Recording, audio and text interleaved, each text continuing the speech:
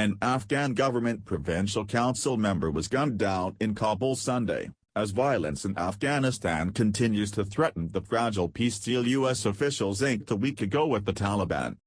The latest incident comes 2 days after the Islamic State or ISIS terrorist group, which the Taliban has said it would seek to extirpate from the country under the peace deal, claimed responsibility for an attack that killed more than 30 civilians in the Afghan capital. In a statement Friday, Secretary of State Mike Pompeo condemned the ISIS attack in the strongest terms. "The Afghan people deserve a future free from terror," he said. "The ongoing Afghan peace process presents a critical opportunity for Afghans to come together to build a united front against the menace of ISIS." It was unclear whether ISIS was involved in the subsequent violence on Sunday.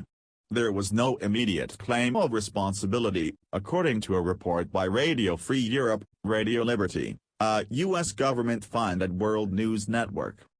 The network reported that the attack was carried out by an unidentified gunman, who fatally shot Logar Province Council member Nazir Garad and 2 of his bodyguards in Kabul.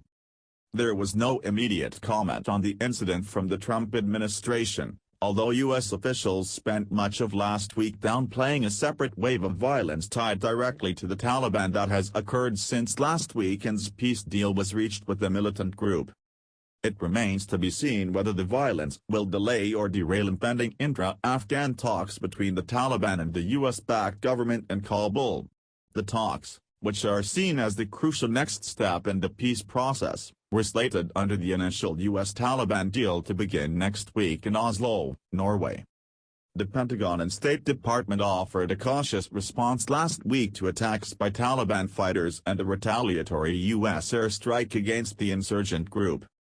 Chairman of the Joint Chiefs of Staff General Mark Milley said Wednesday that U.S. troops were prepared to escalate their response to the Taliban if necessary, but stressed that attacks by the militants on U.S.-backed Afghan forces have been small since the peace deal was inked and that the agreement remains intact.